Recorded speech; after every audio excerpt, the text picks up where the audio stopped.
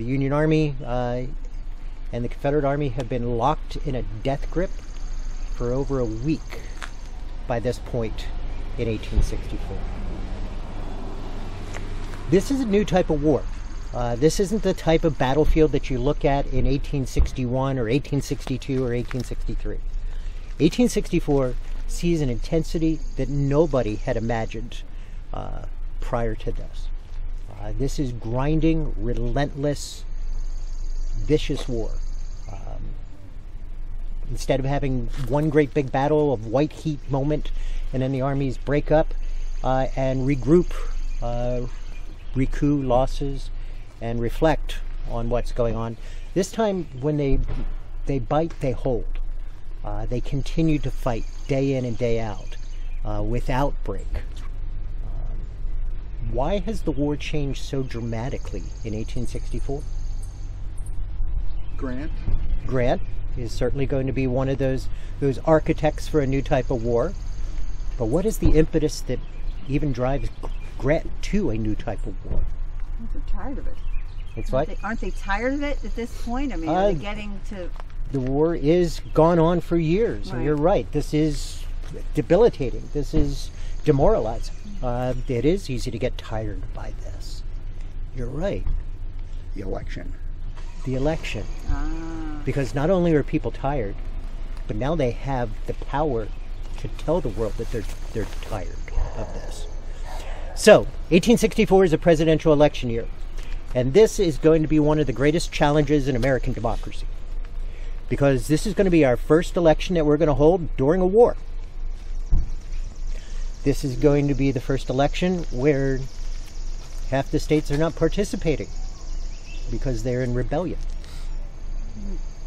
This is the first election in decades where the candidate is going for a second term.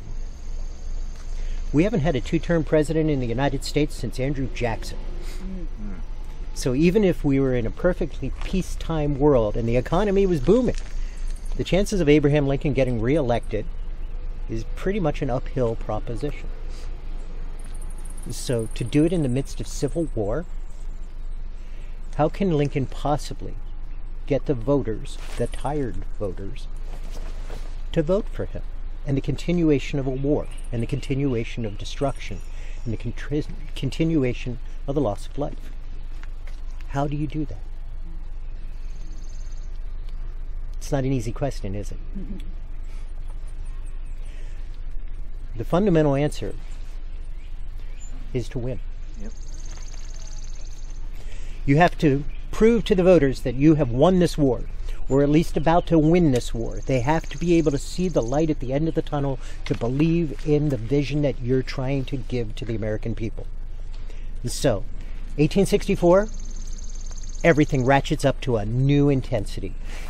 Ulysses Grant is elevated to supreme command with the idea that he will mobilize all of the military might of the United States to gain that victory at any cost in 1864, before the election. What would you have to do in 1864 if you were Robert E. Lee to succeed? Prolong the war. Prolong the war. Get past the election. Get past the election. No, that's Exactly. precisely right. Yes. Here's why the morale is good. The Southern Confederacy can't outlast the Union. They don't have the resources to do it. But in 1864, they don't have to outlast the Union. They have to outlast the election. So they don't have to continue war forever. They have to be able to survive until November. It's May. We're talking 6 months that we just have to hold it together if you're a Confederate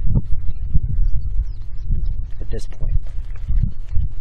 So when we look at this, recognize that Grant has to win and that Lee has to not lose. He doesn't have to necessarily win, but if he successfully does not lose, Grant never wins. These two armies are going to come to grips with each other as quickly as possible. The armies are marching on the first week of May, May 4th, they cross the Rapidan River into the wilderness, and May 5th, they're locked in a death struggle. May 5th and 6th is the Battle of the Wilderness. How does that end? Stalemate. Stalemate.